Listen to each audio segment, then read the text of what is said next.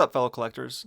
Got a little bit of mail I'm going to show off today, the highlight of which is going to be my 1 of 16 Akora TCG backer card. These 16 cards only went to the backers of the campaign that did the max pledge, which means you had to like max out all the add-ons to the maximum you could get. So I got one of those and then the regular backer card that I'll show. And then I got just a few other things that I'll show off, some recent mail that came in, because I haven't done a video in a while. So why don't we just find out if I even want to open up these. I'll just show you kind of one of them. All right, so this is, I bought 8 of these trailer sets for The Mandalorian Season 3. Cool. I wonder why this one has this Topps logo kind of emblazoned on the back there. I don't know. Maybe we should open up one of these. Yeah, so these are exactly the same. So I just went crazy. I was like, I'll buy 8 of these and see if I can get a serialized one, because they do have serialized cards in here. So this one also has maybe all the cards have this Topps emblazoned logo on the back. Let's go ahead and just open up one of these. But yeah, it's not, I don't do this kind of thing anymore where I buy like 10 of these sets to try to get a serialized card. If there's one I really want, I just, kind of go buy that one on eBay whenever it comes up, if it does. So let's see what we got here. These have just been sitting in my closet forever. So we got the Mandalorian trailer set. It looks like there are 5 or 6 cards here. So there's number 1. We got Bo-Katan Kryze, I think. Kryze? I forget some of the characters in this. So these are all just base cards. And I would guess if I open all 8 of these, maybe I'll get something in there. That would be really disappointing if I just got 8 of these base card, just a 5-card set of the base set. Oh well, just something fun to try, I guess. But I also got one of these Fennec Shans from Star Wars The Book of Boba Fett. I really like these Throwback Thursday cards from Topps they've been doing, because they have very limited serialization. This is the bronze is the highest serialized card you can get. This one's out of 10. Then the silver is out of 5. Actually, I have one right nearby. I'll show you one of them. Here's just some other random stuff. This is the silver one. This is a Mon Mothma, 1 out of 5. I plan to grade that one. And then this is the gold 1 of 1. I do have the Mandalorian 1 of 1. I've showed that off in a previous video. So I really like these Throwback Thursday cards. Surprisingly, these seem to be super inexpensive a lot of the times up on eBay. Like, I think this was just a little bit over $100 for a Gem Mint 10, out of 10 in the world. And they're really cool because they stand out from a lot of the other Star Wars Topps cards. For example, I just happen to have all of these out right now. Like, people have seen these like out of 75s, out of 99s, out of 150s, the wave parallels, all these different kinds of parallels that they do quite commonly. Like here's one, just a regular out of, what is this? 199 out of 199.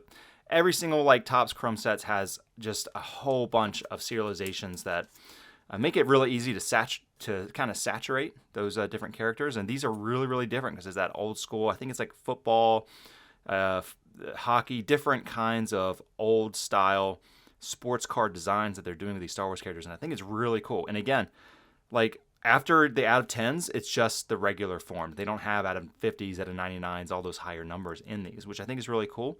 And for whatever reason, I don't know, maybe because they're not super hollow foil or something, like this one, they are just, maybe they're under the radar. I don't know what it is, but they seem to be pretty inexpensive for what they are, in my opinion. I'm actually sick today. I have a cold. I haven't done a video in a while, actually, so I'm kind of just doing this. This is not a super highly polished video, but, just something I wanted to get something out today because it's been over a week since I made a video. Let's see what I bought here. Oh, cool. Look at that. The Captain Phasma. Speaking of which, 6 out of 10. Pretty cool character. Again, I don't usually buy, like, I'm not a big Captain Phasma fan, so it must have been pretty inexpensive. And I just looked at it and I was like, 10 in the world. Okay, very different kind of Star Wars Topps card. Kind of stands out. All right, I'm going to show off the Akora cards now. And then I'm going to show off one more item and talk about something coming up, just as a little channel update. So I think I had the flu. Then we went to Disney World. We just came back from that. And then yesterday I came down with, I guess, a cold that I got from being in the crowds at Disney World is my guess. And so, yeah, I'm sick today too. So I was like, I got some of this stuff. I'll show off the Akora cards. I'll show off some of the other Star Wars things. Let's see what we got here. So this is the regular backer promo card that everybody got. The Magna Techina. And I want to talk about this campaign because, see, there's a Kickstarter mark down there. I was backer 155. It's really cool. You got your own backer number on the card. And what was really awesome about this campaign is you had to choose, you had 2 tiers. You get the light side or the dark side, this character or the villain character. And then you get the boxes with that character on it, depending on which side you chose. So you can't get both. You can only choose one. I thought that was really, really cool. And then you got a special, very limited promo card if you maxed out on all the add-ons, which I did. And that one is right here, the Ancient Dia card. Let me take this one out of the card saver here. I'm not going to cut it out of its sleeve for this video. And I definitely plan to grade this one. I'll probably just grade these 2 together and have them in my, as like 2 key cards in my Akora collection. This, again, has my backer number on it, 155. A little bit hard to see this one, I guess. You got to get the right angle of light on it. But it's got all that gold, ancient lettering on it. And Dia, from what Akora was talking about with this, was like the original chase card from the Kickstarter campaign, or the original set. I think it's called Spellbound Wings. And then so they decided to make it this like gold lettered ancient one as part of their 2-year anniversary. It's an Instagram post talking about that, showing off this card. 1 out of 16. Mine is serialized number 9 out of 16. And it is just a great looking card. A really awesome card. Definitely one to keep just for my personal collection. This is an example of a really creative Kickstarter campaign by Akora. I wish more Kickstarter campaigns were really creative like that, because I've never seen that before, where you choose, light versus dark. You have 2 tiers. It made it a lot of fun, and it made it, I think this is really a top tier campaign the way they did it. It was so creative and a lot of fun. And I hate seeing some campaigns where it's like the next tier up is just more booster boxes or just more product, right? It's very standard. I really like the creative take that they did on this. All right, the last thing I want to talk about is Star Wars Living Set in this video, because it was announced that the Star Wars Living Set is no more. The last cards are going to be card number 500. So here's an example of these. I was collecting these for quite a while, and I didn't get on it from the very beginning. I had to go back and pay big money to get a lot of those early cards, especially low printed cards. Plo Koon, I believe, is the lowest printed card you can get from the Star Wars Living Set. So here's an example of what they look like. They got the old school design from the 1970s cards. I believe it's 1970s tops that they did. So here's 495, Poe Dameron's X-Wing Fighter. And then we've got 496, Boga, the thing he's writing, Obi-Wan's writing here from Star Wars Revenge of the Sith. And they have a little bio on the back here. Again, that really old school design. And they're going to close it off with card number 500. They were doing this forever. Basically, the way it worked is they would release 2 new cards every week. And it was like $15, something like that, to get the 2-card set. And I stopped for a while. I think I'm missing like 100 to 200 cards, something like that, in the middle of the set, because I stopped. I thought about selling my collection because I was just like, how long is this going to go on for? I just can't keep up buying these every single time. Every 1 week, every 2 weeks, something like that. And I was like, I'm just going to give up on it. They're just going to do this forever. I'll just stop and sell off my old collection and get a couple $1,000s out of it. $2,000 to $3,000 seems like what they were going for. So they announced they're going to stop it. And so I said, you know what? I'm not going to sell off my collection in my binder set. I'm just going to get the remainder of them. I had already started. It was literally, I started picking it up again for fun. I was like, let's get back into it. And then I saw the announcement that they were going to stop it. And they changed the packaging on this, I think. So now my plan is I'm going to just hunt eBay and finish off the remainder of the living set and have a complete living set of all 500 cards. There are no serialized cards to get. There are a few autograph cards by the artists you can get that I believe the artists themselves. Artists, I don't think it's 1 or 2 of them, I don't remember. That they put up on eBay from their own store. Here we got 497 Darth Nihilus and then 498 Darth Revan.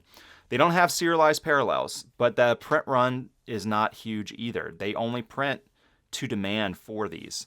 So obviously a lot of the more popular characters, more people order those. And some of these are really low. It's like less than 1,000 per card. The PSA 10s seem to be doing really well over on eBay, especially of some of these popular characters like Ahsoka Tano. And yeah, so I'm going to go ahead and just start picking up the ones that I'm missing from eBay and have a complete set. I don't think I'm going to go after some PSA ones, maybe at some point. But I think the strategy for this is really just to buy raw cards of characters you like, because I mean, they're in pretty good condition. I think a lot of it is just whether the centering is off a little bit.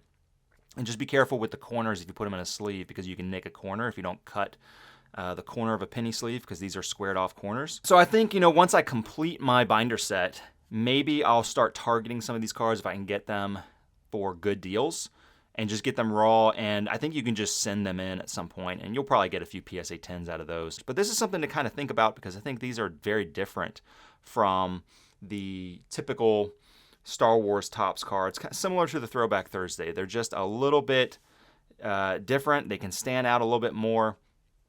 I really like that about them, and it's interesting that they're closing off the set now, because what's out there is what's out there. So if you want to finish your set, I think now's the time to kind of go in and pick up the cards you're missing. And if you think these Star Wars Living Set cards will continue to do well, maybe pick up some of the more popular characters like, Nihilus, Revan, Ahsoka Tano. Start hunting those down, whether you want to buy out the PSA 9s or 10s, or pick them up raw if you can get them at good prices, and then grade them later, or just keep them in a binder, because those print runs are small. These are not serialized cards, but these are also not highly printed cards. There's not a ton of them out there, and they're not going to be printing any more of these. They're done with the living set. So I think it's an interesting area in the Star Wars card category to look at.